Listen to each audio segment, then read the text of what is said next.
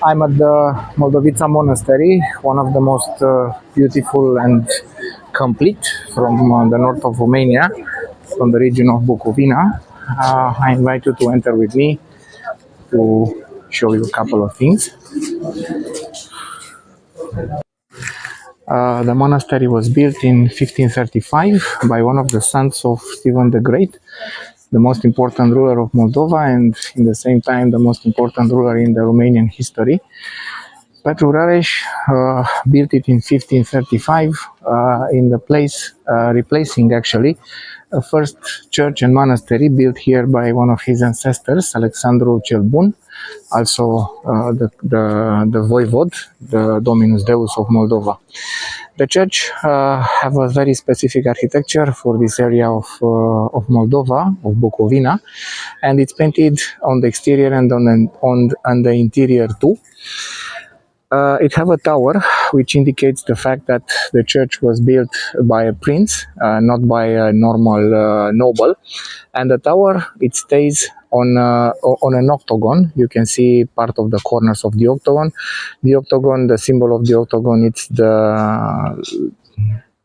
it's the immortality, because are the 7 days of the creation and the 8th day of the resurrection. Here, between the buttresses, you can see this painting when I'm focusing right now. It represents the union between the church on heaven and the church on earth. Starting from the top, you can see painted the archangels right under the roof, and then the apostles.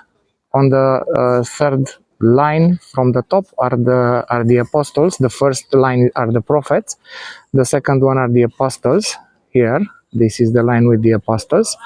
Beneath the apostles, the other two lines to the ground are represented the priests and the hermits, and the buttresses are sustaining the entire construction of the church.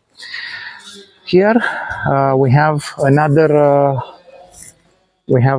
composition, which is a square, a blue square with two windows in the middle, representing the genealogical tree of Jesus Christ. And you can see right near the window here, it's a man which is laid down on the ground, and from him on the vertical are going all the ancestors of Jesus Christ. Here in a red coat, it's Virgin Mary, and above all is Jesus Christ. The windows are Gothic. To the left side of the genealogical tree of Christ are images from the Old Testament, and from here, from the New Testament to the right side, you can see here in the middle Virgin Mary in the cave near baby Jesus. The windows are Gothic because it's the influence of the Gothic in here, and here around of these two windows are images from the life of Virgin Mary. Here we have the moments from the life of Virgin Mary, starting from the top with the Annunciation. Then she goes to meet her cousin. Then here on the horses are the three kings which are coming to greet the born of Jesus, which is represented here. You can see Maria lay down. And then the crucifixion of his son, his resurrection. And here beneath is the siege of Constantinople, which is attacked from the sea to the left and from the ground to the right. And it's a warning for the people from the west of Europe that if they will not help Moldova to resist in front of the pagans, they will conquer at the end the European too. And here on the columns are represented Saint Dimitri, Mercury, and Saint George killing the dragon and fighting with the evil.